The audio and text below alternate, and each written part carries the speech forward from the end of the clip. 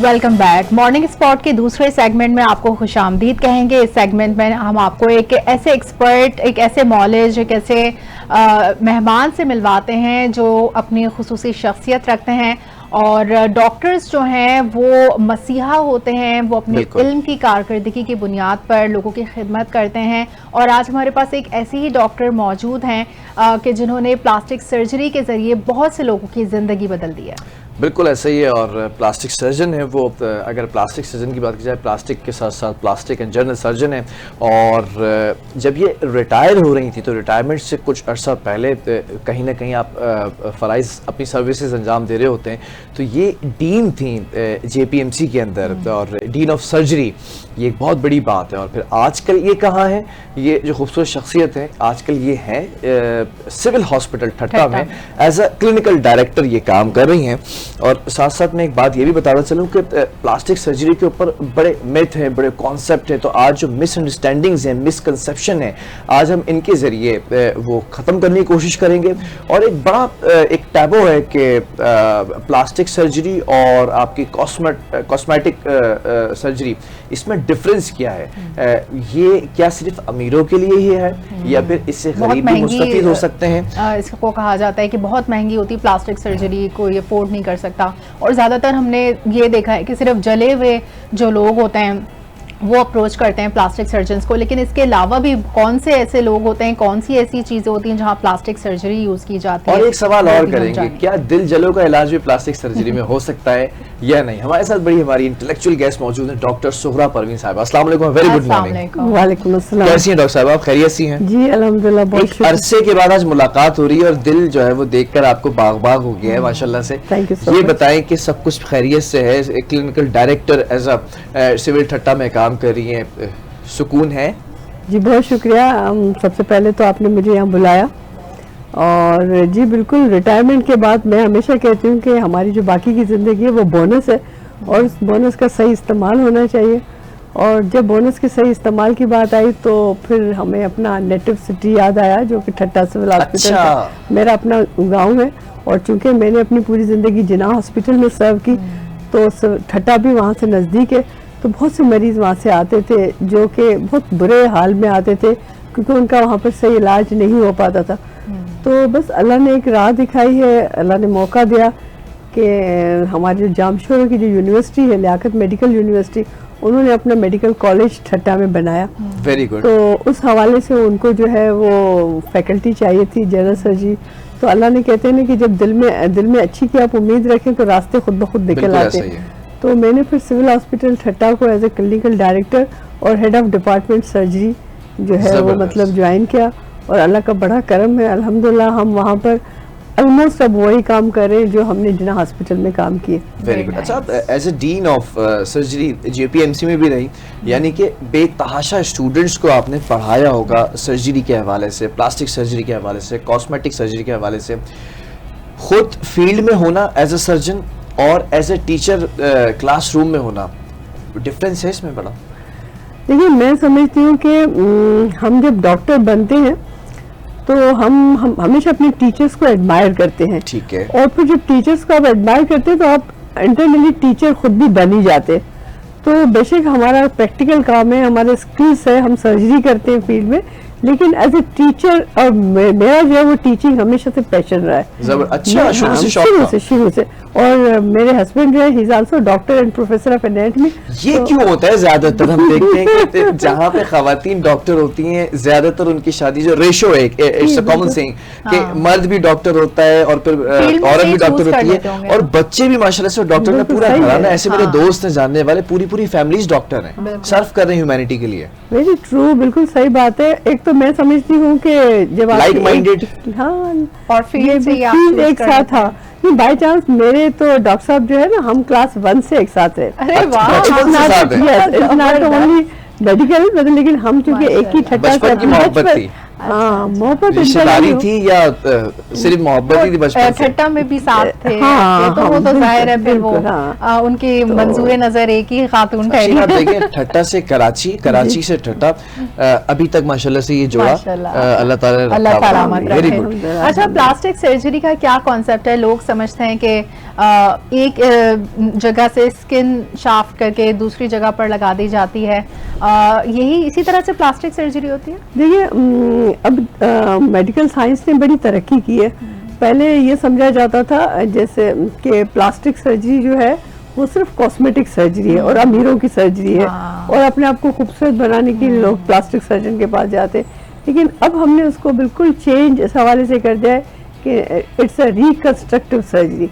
अब जब आप रिकंस्ट्रक्शन मीन्स आप कोई और चीज बना रहे, तो जब बनाने की बात आती है तो किसी का अगर नाक बिल्कुल चपटा है तो उसको भी आप बना सकते हैं। अगर किसी का नाक ज्यादा उठा हुआ है तो उसको भी आप बना सकते हैं। अगर किसी तो का, अब ये एस्थेटिक्स में भी आ गया हाँ है। वो देखिए, तो ये एक फील्ड हो गई। फिर एक जो जले हुए लोग हैं, जैसे बिलाल ने कहा कि जी जले हुए उनकी खाली सर्जरी है, तो जले हुए देखिए, एक होता है कि कॉस्मेटिक हवाले से, दूसरा होता है किसी का हाथ रुक गया ये, अब आपने उसको सर्जरी करके उसके हाथ को सीधा करना है और काम के काबिल बनाना है। अच्छा, तो प्लास्टिक सर्जरी सिर्फ स्किन पर नहीं होती, उसको पूरा? जी हाँ, हाँ, स्किन से भी उसकी इन्वॉल्वमेंट होती है, लेकिन उसका डीप भी मतलब होता है। देखिए, हमारे पास खवातीन है, मोटापा है, हर्नियाज होते हैं पेट के, बच्चों ने उन्होंने 5-5, 6-6 बच्चे पैदा किए होते हैं, बड़े हुए पेट के साथ अगर वो आए, अब उसमें हर्निया का आप ऑपरेशन तो करा ले, लेकिन वहाँ पर एक तो है कि खूबसूरती, कोई अपने आप का मोटापा कम करके टमी टक कराना चाहे, लेकिन जिनका ये इस तरह से बढ़ा हुआ पेट है 5-6 प्रेगनेंसीज के बाद, तो हम उनकी एब्डोमिनोप्लास्टी करते हैं, जिससे कि उनका वो पेट जो है वो बिल्कुल नॉर्मल के तौर पे आ जाता है। अच्छा, तो ये देखिए, अब यहाँ पर कोई उसकी कॉस्मेटिक्स की बात नहीं आ रही, लेकिन वो औरत इतने बड़े हुए पेट 9 महीने प्रेग्नेंट के हवाले से तो नहीं चल सकती ना, तो अब आपने उसका ऑपरेट किया और उसकी एब्डोमिनोप्लास्टी कर दी, तो वो औरत तो हमारे, तो मैंने देखा खवातीन इस चीज पे ज्यादा तवज्जो ही नहीं देती। तो अब देखिए, ये तो आप लोगों की मेहरबानी है ना। अच्छा, एक खवातीन भी अगर बात हो रही है, जरा से यहाँ पर क्वेश्चन मेरे दिमाग में आए, ऐसी आप जनरल भी जो है वो सर्जन है, तो आपने अपनी सर्विसेज के दौरान और स्टिल यू आर माशाल्लाह डूइंग वेरी वेल, तो इस वक्त आपने कोई ऐसी बीमारी देखी खवातीन के अंदर जो सबसे ज्यादा इग्नोर होती हो? बिल्कुल, बहुत खूबसूरत सवाल आपका है। देखिए, हमारे पास जैसे मैं अभी हम मोटापे के हवाले से बात कर रहे थे या ज्यादा बच्चे होने के हवाले से बात कर रहे थे, अब अल्ट्रासाउंड कराया, अब अल्ट्रासाउंड में पित्ते में पत्थरी आई। पहले तो पित्ते की पत्थरी जो दर्द देती है ना, वो कहते हैं जी गैस का दर्द है, हम उसको इग्नोर कर देते हैं। अब अल्ट्रासाउंड में आ गया पत्थर, वो कहते हैं कि अब ये पत्थर हम उसको नहीं निकलवाते, जी ये पित्ता निकल जाएगा तो फिर हमारा पूरा हाजमे का निज़ाम खराब हो जाएगा, बहुत मसले मसाइल होंगे। और या फिर वो कहते हैं कि ये तो बहुत छोटे छोटे पत्थर हैं, इनको हमने क्या निकालना। ठीक है, तो आपके तवज्जुह से मैं ये बात जरूर बताना चाहूंगी कि देखिए, पित्ते की पत्थरी का जो इलाज आजकल मेडिकल साइंस ने इतना आसान कर दिया, हम लेप्रोस्कोपिकली पित्ते को निकालते हैं, हमें कोई चीरा नहीं देना पड़ता। लेकिन हमारी इग्नोरेंस की वजह से हमारे पास वो पेशेंट कॉम्प्लिकेशन में आता है, वो पित्ते की पत्थरी जो है पित्ते से निकल के पित्ते की नाली में आ जाए, और मरीज को जो है वो पीलिया हो जाए, जॉन्डिस हो जाए, और फिर उसको निकालना, उसको ऑपरेट करना, वो समझेंगे बहुत एक मुश्किल मरहला होता है। उसको पहली स्टेज पे करना चाहिए। तो ये सबसे ज्यादा इग्नोर होती हुई बीमारी है। अच्छा, प्लीज तो मैं ये आपको बताना चाहूंगी कि देखिए, लोगों को कॉन्सेप्ट क्या है कि हमारा पित्ता निकल जाएगा। अब देखिए, पित्ता जो है वो हमारे जिस्म में सिर्फ एक स्टोर हाउस के तौर पे काम करता है। Very good. जिगर से रतूबत निकलती है, वो पित्ते में स्टोर होती है और फिर हमारी जरूरत के मुताबिक इस्तेमाल होती है। लेकिन अगर पित्ता नहीं रहा तो वो डायरेक्ट पित्ते से जिगर से निकलेगी और इस्तेमाल होगी। जैसे मैं आपको एक छोटी सी मिसाल दूं आम लोगों के लिए, कि पहले जमाने में बड़े घर होते थे, बड़े स्टोर रूम होते थे, तो लोग 1 साल के चावल लेके रख लेते थे, आप गंदम लेके रख लेते थे। लेकिन अब क्या है कि हम महीने के हिसाब से 5 किलो 10 किलो, तो हमारा कनस्तर छोटे से छोटा होता है। क्या खूबसूरत मिसाल दी आप। Thank you so much. तो पित्ता अगर नहीं रहा तो उसका हमारे निज़ाम हजम से कोई ताल्लुक नहीं है। लेकिन अगर पित्ते में पत्थरी रही, और जितनी छोटी पत्थरी उतनी ज्यादा खतरनाक। अगर उसको लोगों को बड़ा पत्थर मिल जाए तो वो कहते हैं कि जी आप पत्थर, लेकिन छोटा पत्थर हमारे लिए ज्यादा खतरनाक है, उसको डिसॉल्व करना ज्यादा मुश्किल वो जो है वो पित्ते की नाली में आ जाएगा। बड़ा पत्थर होगा तो पित्ते में ही मौजूद रहेगा। चलें, ये जो व्यूवर्स और खास तौर पर जो फीमेल व्यूवरशिप है, ये उनकी लिए बड़ी गौरतलब बात थी जो डॉक्टर साहिबा ने कही है कि आपने इस चीज़ को इग्नोर नहीं करना है। नेग्लिजेंस जो है वो इंसान को, negligence leads to worst consequences, जो वर्स्ट कॉन्सिक्वेंसेस है वो ये हो सकते हैं। तो ज़रा अफशीन भी बड़ी एक्साइटेड थी कि भाई आज मैं प्लास्टिक सर्जरी के ऊपर बहुत सारी चीज़ें पूछूंगी, प्लास्टिक सर्जरी, कॉस्मेटिक सर्जरी। तो अफशीन आज डॉक्टर साहिबा मौजूद हैं, मौके से फ़ायदा उठा लेते हैं। अच्छा, आपके पास जैसे ख़वातीन आती होंगी, किसी का ब्रेस्ट कैंसर है, तो जब वो रिमूव कर दिया जाता है तो उसमें प्लास्टिक सर्जन्स का क्या किरदार होता है फिर? देखिए, जैसे कहते हैं ना कि निस्वानी हुस्न, तो औरत जो है वो अपने इस निस्वानी हुस्न के लिए बहुत ज़्यादा कंसर्न होती है कि जी अब अगर इस ऑपरेशन में छाती रिमूव होगी तो फिर मेरा क्या होगा। ठीक है। तो देखिए, दो बातें, एक मैं बात करूंगी एज अ जनरल सर्जन और एक मैं बात करूंगी एज अ प्लास्टिक सर्जन। देखिए, एज अ जनरल सर्जन मैं ये कहूँगी कि अगर हमें अवेयरनेस है और ब्रेस्ट कैंसर हमारे पास स्टेज 1 और 2 में आ जाता है तो हम बगैर छाती को रिमूव किए ऑपरेशन कर सकते हैं। तो अच्छा। उनको आगे कोई कॉस्मेटिक सर्जरी, प्लास्टिक सर्जरी की जरूरत पड़ेगी नहीं। ठीक है, लेकिन अनलकीली, बदकिस्मती से हमारे पास, हमारे मुल्क में अभी तक हमारे पास जो पेशेंट ज्यादातर आते हैं वो स्टेज 3 और स्टेज 4 में आते हैं। अच्छा। जब स्टेज 3, स्टेज 4 में आए तो फिर हमें मजबूरन ऑपरेशन करके छाती को निकालना पड़ता है। लेकिन देखिए, छाती को निकालने के बाद भी हमारी कोई नाउमीदी नहीं। हम छाती को उसी वक्त भी हम रिकंस्ट्रक्ट कर सकते हैं, या अगर कोई 6 महीने का उनका कीमोथेरेपी का या जो रेडियोथेरेपी का कोर्स है वो ख़त्म होने के बाद भी हम रिकंस्ट्रक्ट कर सकते हैं, या हम इवन रिकंस्ट्रक्ट ना भी करें तो आजकल बड़ा आसान तरीका है कि हम इम्प्लांट डाल देते हैं। तो इम्प्लांट भी 2 किस्म के होते हैं। जैसे अगर आप इंटरनल इम्प्लांट डाल दें, उस ऊपर से पेशेंट का बिल्कुल नॉर्मल, जिस तरह से एक औरत का अपना जो जैसे हाथ में प्लेट्स लग जाती हैं, इसी तरह, उसी तरह बिल्कुल नॉर्मल हमारा हो जाएगा। और कुछ लोग जो हैं वो अगर इंटरनल इम्प्लांट, क्योंकि वो थोड़ा सा महंगा होता है, लेकिन लकीली हमारी जिना हॉस्पिटल में वो इम्प्लांट्स भी फ्री ऑफ कास्ट पेशेंट्स को मिलते हैं। दूसरा फिर होता है कि अगर हम खाली एक्सटर्नल इम्प्लांट लगाएं तो वो भी हमारे लिए पॉसिबिलिटीज है। तो देखिए, नाउमीदी जो है वो हमारे पास नहीं होनी चाहिए। अच्छा, ये प्लास्टिक सर्जरी और कॉस्मेटिक सर्जरी, इसमें क्या डिफरेंस है? देखिए, ये भी बड़ा अच्छा खूबसूरत सवाल है कि एक तो देखिए ब्रेस्ट कैंसर हुआ और ब्रेस्ट रिमूव हो गई, और फिर उसमें जब हम सर्जरी करेंगे वो हम प्लास्टिक सर्जरी कहेंगे। ठीक है। ठीक है, लेकिन अगर किसी की बाय बर्थ ब्रेस्ट की डेवलपमेंट अच्छी नहीं हुई है, या इवन देयर आर पीपल जिनकी ओवर डेवलपमेंट हुई है। अभी मैंने रिसेंटली पेशेंट ऑपरेट किया जो कि कनाडा से आई हुई थी, क्योंकि उनको वहाँ पर एक फीमेल्स नहीं मिल रही थी, तो हमारे पास आई। तो जब ब्रेस्ट की ओवर ग्रोथ हो जाए तो फिर क्या होता है कि गर्दन में दर्द, कंधों में दर्द, यानी आप अपने साथ 2 किलो वजन लेके चल रहे हो तो वो झुक जाते। तो उसकी हम रिडक्शन मेमोप्लास्टी करते हैं, जिससे हम ब्रेस्ट की साइज को रिड्यूस करते हैं, या जिनकी ग्रोथ प्रॉपर नहीं हुई होती तो उनमें हम इम्प्लांट डाल के ब्रेस्ट का जो है वो शेप जो है वो हम नॉर्मल एक्सेप्टेबल हम कर सकते हैं। तो ये हमारी कॉस्मेटिक सर्जरी आ गई। ठीक है, ये डिफरेंस है कि किस रिकंस्ट्रक्ट करना। अच्छा, कुछ ऐसे भी ख़वातीन हैं जिनके ऊपर आज भी हम देखते हैं कि बहुत से इलाकों के अंदर बड़े मजालिम का उन्हें सामना करना पड़ता है। अक्सर और बेशतर हमने ये देखा है कि तेज़ाब फेंक दिया जाता है, तेज़ाब से जली हुई ख़वातीन आती हैं, किसी का हाथ पूरा जला हुआ होता है, किसी के चेहरे पे तेज़ाब फेंका हुआ होता है, कभी कभार बाल भी पूरे झड़ जाते हैं। तो इसके लिए उस वक्त इमीडिएटली एक्शन क्या होता है और कैसे इनको सिक्योर किया जा सकता है? देखिए, बदकिस्मती है, हमारे पास अभी तक इस तरह के मरीज आते हैं, और हमने तो जिना हॉस्पिटल में रहते हुए विटनेस किया है कि कितना हॉरिबल। देखिए, प्राइवेट सेक्टर में ना लोग इतनी ये चीज़ें नहीं देखते जितने हम पब्लिक सेक्टर हॉस्पिटल में देखते हैं। यहाँ पर पुअर पेशेंट जिनकी पहुँच नहीं होती, या अगर वो पहुँचते भी है तो पहले 8-10 दिन घर में किसी तरह से गुजार के फिर आते। तो इसमें यही होता है कि जितना जल्दी मरीज हॉस्पिटल पहुँचता है, जैसे मैं एक छोटा सा मिसाल ले लूँ, इवन नॉर्मली जैसे कोई कील लगी हुई है दीवार पे, तो वो कील आपको थी और आपके कान का ये पोर्शन गया, ऐसा होता है, I have seen the patient. लेकिन अगर वो इमीडिएटली आ गया तो हम उस पोर्शन को री इम्प्लांट कर देते हैं, या हम उस ईयर को उसी पोर्शन को, जैसे उंगली का है कि उंगली किसी हवाले से, तो आप, लेकिन इसमें ये होता है कि आपका पहुंचने वाला टाइम बड़ा इम्पोर्टेंट होता है, क्योंकि बहुत उससे प्यारी पहले- बात आपने की। मैं यहाँ पे अपने व्यूवर से एक वाकया शेयर करना चाहूँगा, आप लोग भी नहीं सर।